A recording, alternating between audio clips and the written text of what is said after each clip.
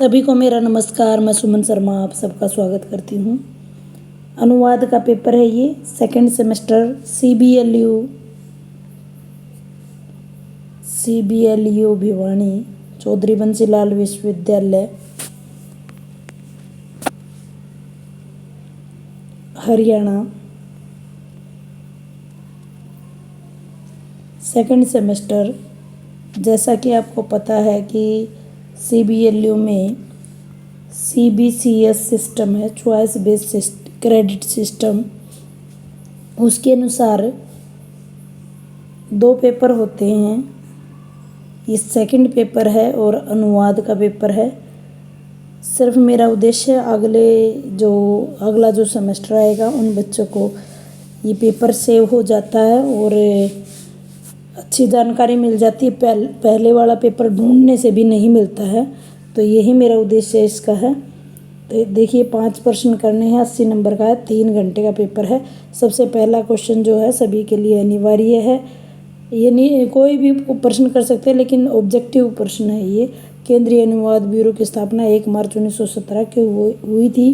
प्रशासनिक शब्दावली वे होती है जो प्रशासन के कार्य में प्रयुक्त शब्दावली होती है।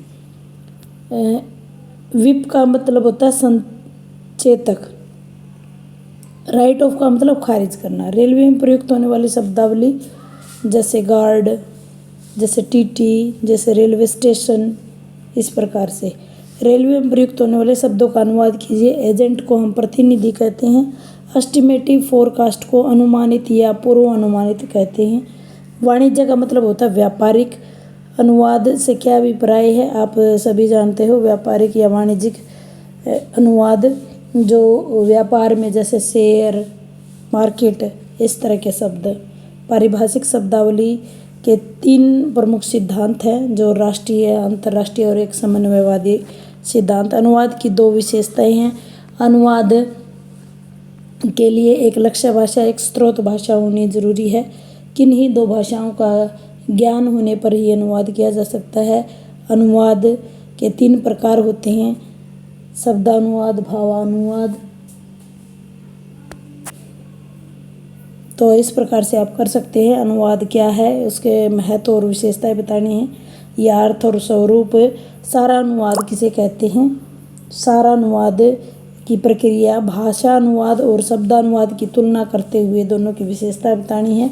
पारिभाषिक शब्दावली का अर्थ और विशेषताएं बतानी है। साहित्यिक अनुवाद को परिभाषित करते हुए पद्यानुवाद को विस्तृत वर्णन करना है। भारतीय एवं पाश्चात्य चिंतन के संदर्भ में अनुवाद के सिद्धांत और परंपरागत तथा अनुवाद दृष्टिकोण को अपनाते हुए अनुवाद के सिद्धांतों का विस्तार कीजिए।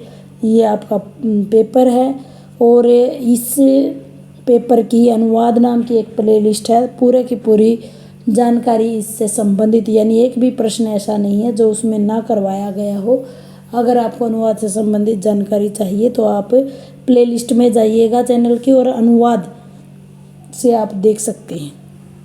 उम्मीद करती हूँ जानकारी आपके लिए लाभप्रद रहेगी। धन्यवाद।